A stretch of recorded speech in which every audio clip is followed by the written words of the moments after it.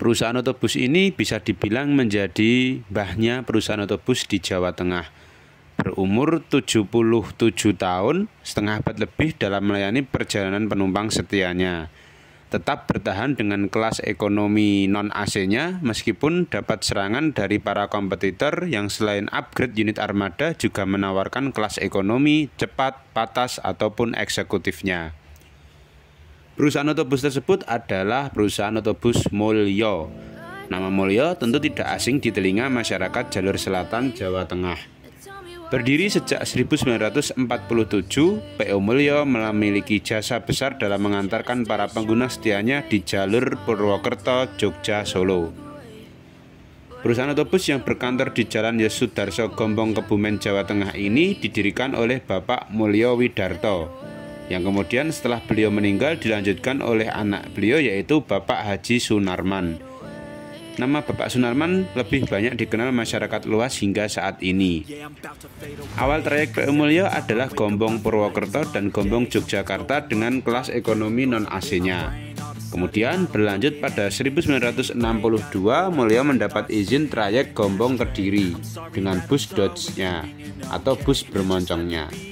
Namun, namanya apes tidak ada di dalam kalender, baru berjalan sekitar seminggu semenjak mulai operasi di rute Gombong Kediri tersebut.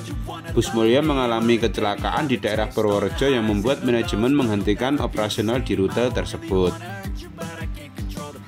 Di tahun 1962 pula, PO Mulyo mendapat izin trayek Ciamis-Madiun. Namun, yang dipakai hanya Purwokerto Yogyakarta saja sampai saat ini. Berlanjut pada 1990-an, Mulyo membuka kelas patas untuk trayek Purwokerto Yogyakarta. PO Mulyo bersaing dengan Raharja yang juga menawarkan kelas patas AC di jalur yang sama. Namun, ternyata dari keduanya, baik PO Mulyo ataupun PO Raharja kurang diminati pelanggan setianya yang tetap lebih memilih bumel non-AC-nya. Setelah kolaps, trayek Raharja patas diambil alih oleh PO Efisiensi dan untuk trayek kelas patas Mulyo dinonaktifkan oleh manajemennya. Seperti kebanyakan bus bumel non-AC, sistem yang dijalankan manajemen Mulyo adalah setoran. Armada yang digunakan kebanyakan menggunakan sasis dari Hino AK, walaupun ada beberapa juga yang menggunakan Mitsubishi ataupun Mercedes-Benz.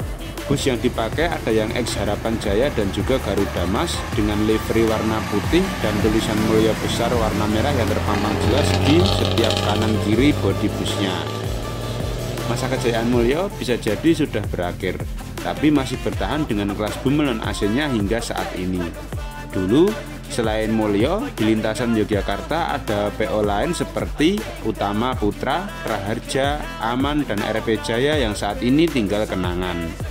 PO Mulyo harus bersaing dengan kompetitor pribumi Kebumen sendiri yaitu PO Efisiensi yang menawarkan kelas patas non-ekonominya dengan armada model terbaru dan fasilitas yang lebih baik.